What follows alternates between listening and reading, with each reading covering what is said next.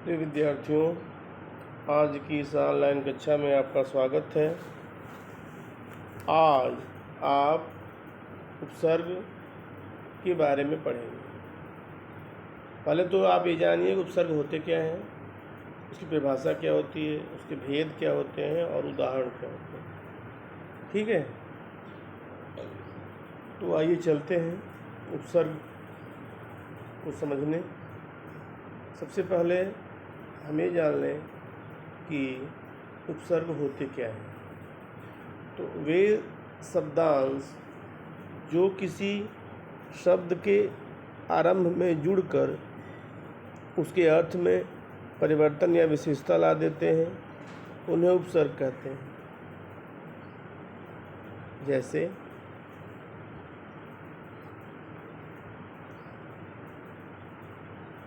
परा उपसर्ग है, जय मूल शब्द है और प्रत्यय से नया शब्द क्या बना? पराजय। उपसर्ग और प्रत्यय नए नए शब्दों का निर्माण करते हैं और इनकी उपयोगिता शब्द निर्माण के लिए ही है, इसीलिए बहुत महत्वपूर्ण है और आपको पढ़ाया जा रहा है। सम उपसर्ग लगा मोहन में तो हो गया सम्मोहन। सम्मोहन मतलब मोहित करने वाला। सम उपसर्ग लगा है मोहन में तो मोहन एक नाम है और सम उपसर्ग लगा है तो जब दोनों जुड़े सम्मोहन हो गए। यहाँ पर सुधार लीजिएगा, बिंदी नहीं होगी, यहाँ आधा मोही होगा। बिंदी वहाँ होती है जहाँ पंचम अनुस्वार का पंचम वर्ण अनुस्वार में बदल जाते हैं, यहाँ नहीं बदलेगा क्योंकि यहाँ दो पंचम वर्ण एक साथ आए हैं। तो ये बिंदी गलत लगी है, यहाँ आधा मोही होगा। मोहित कर लेने की कला, सम्मोहन। आ उपसर्ग है गमन, गमन माने जाना। इन दोनों को जब मिला दिया तो आगमन हो गया, तो गमन का अपोजिट हो गया, आगमन माने आना। अब उपसर्ग है मान शब्द है, मान का मतलब होता है इज्जत। दोनों शब्द मिल करके अपमान, मान का उल्टा अपमान हो गया, बेइज्जती। तो ये उपसर्ग तो विलोम शब्दों का भी निर्माण करते हैं भाई। कु मतलब बुरा, पात्र मतलब लायक योग्य, और कु और पात्र को मिला दिया गया, कुपात्र बन गया, नालायक बन गया। यहाँ भी देखिए उल्टा अर्थ दे रहा है। इस तरह से उपसर्ग को हमने क्या समझा कि ऐसे शब्दांश जो कि शब्द के आरंभ में जुड़ते हैं और उसके अर्थ में परिवर्तन ला देते हैं और विशेषता ला देते हैं, उन्हें उपसर्ग कहते हैं। ठीक, हिंदी भाषा में 3 प्रकार के उपसर्ग प्रचलित हैं: संस्कृत के उपसर्ग, हिंदी के उपसर्ग और आगत उपसर्ग। आगत मतलब जो विदेशी भाषाओं से आए हुए उपसर्ग हैं और हिंदी में ऐसे शब्द बहुतायत इस्तेमाल किए जाते हैं जो उन आए हुए उपसर्गों से बने होते हैं। तो हमने क्या समझा? उपसर्ग के 3 प्रकार हो गए: संस्कृत के उपसर्ग, हिंदी के उपसर्ग, विदेशी उपसर्ग। ठीक है, इसके बाद अब पहला नंबर आता है संस्कृत के उपसर्ग का। तो संस्कृत के उपसर्गों को तत्सम उपसर्ग भी कहा जाता है। तत्सम उपसर्ग, तत्सम मतलब उसके समान। ठीक है, तत्सम शब्द भी होते हैं संस्कृत भाषा से आकर के हिंदी में इस्तेमाल किए जाते हैं, वो संस्कृत तत्सम शब्द कहते हैं। तो वे उपसर्ग प्रायः उन शब्दों के साथ जुड़ते हैं जो संस्कृत भाषा से हिंदी में आए हुए शब्द हैं। जैसे तत्सम शब्द हैं वैसे ही उन तत्सम शब्दों में जुड़ने वाले शब्दांश तत्सम उपसर्ग होगा। ठीक है, अति उपसर्ग है आचार शब्द है, इन दोनों को मिलाया तो अत्याचार शब्द बन गया। दुर यह शब्दांश है और लभ यह शब्द है। तो दुर्लभ, लभ मतलब प्राप्त होना, दुर्लभ कठिनाई से, दुर्लभ मतलब हो गया कठिनाई से प्राप्त होने वाला। ठीक है, अब उदाहरण देखिए, कुछ और उदाहरण देखें। संस्कृत उपसर्गों से बने कुछ और शब्द देखें। औपसर्ग है, अर्थ इसका अभाव नहीं, जहाँ लगेगा वहाँ यह अर्थ पैदा करेगा। अज्ञान बनेगा, पवित्र बनेगा, अदृश्य, अधर्म, अनीति, अव्यय। फिर अंतर है, अंतर उपसर्ग लग करके भीतर का अर्थ देगा। अंतर्राज्यीय, राज्य के अंदर। अंतर्राष्ट्रीय, राष्ट्र के भीतर, राष्ट्रों के अंदर। अंतर्जातीय, जातियों के अंदर भीतर। अंतर मन, मन के भीतर अंदर। ठीक है, अति उपसर्ग जहाँ लगता है वहाँ बहुत ज़्यादा का भाव होता है। अतिशय, बहुत अधिक, अतिरिक्त मतलब अलावा। अत्यंत, इसका अंत न हो, वो अत्यंत नहीं होगा।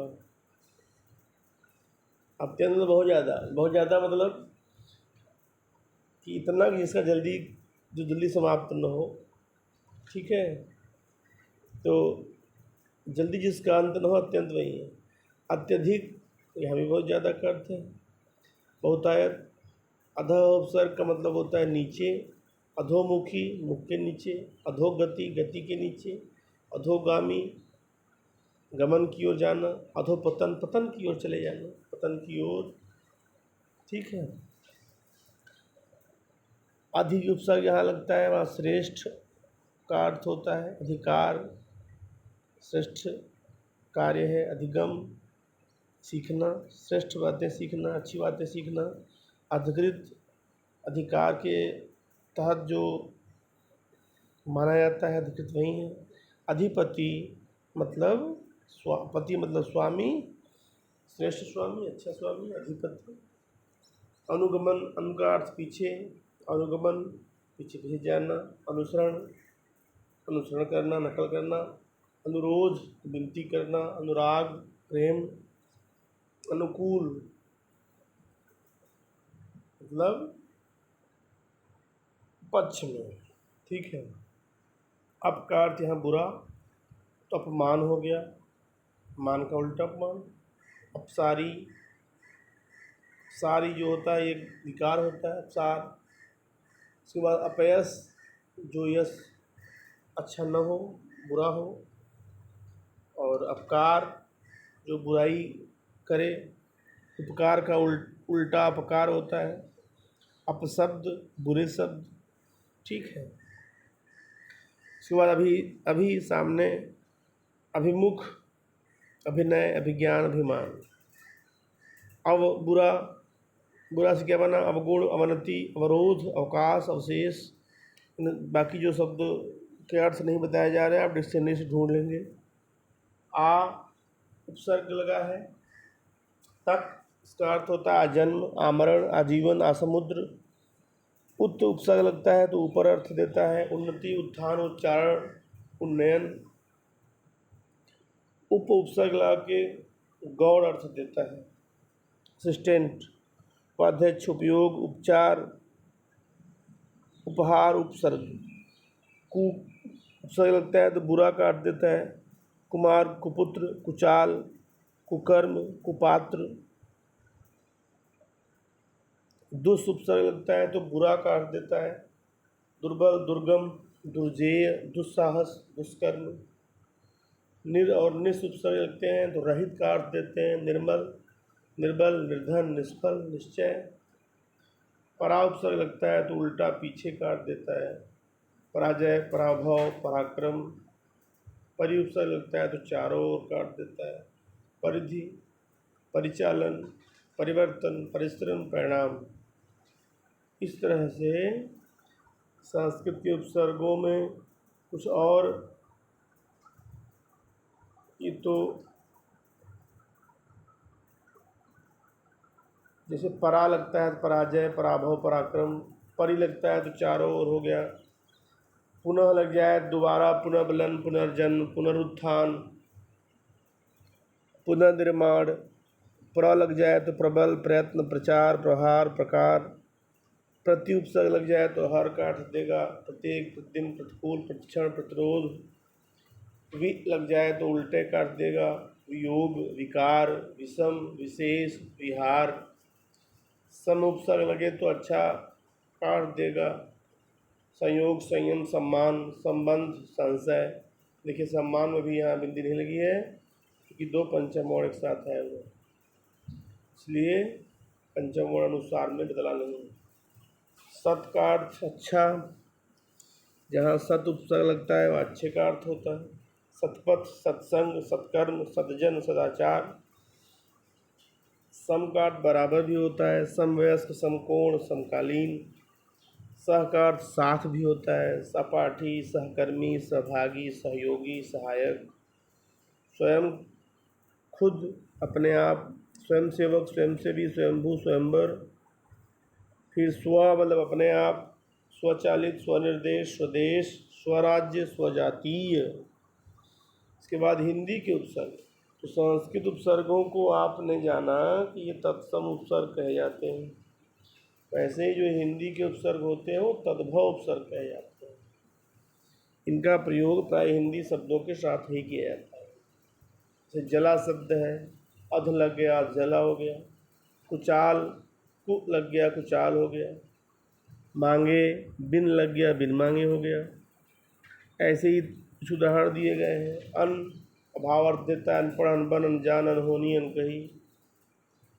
कुछ शब्द हिंदी वाले जो हैं वो संस्कृत की तरह मिलते हैं लेकिन शब्दों का अलग अलग निर्माण होता है। वो तत्सम शब्दों का निर्माण करते हैं या तद्भव शब्दों का निर्माण करते हैं। अध लगेगा तो आधा होगा, अधखिला, अध जला, अधमरा, अधकपारी।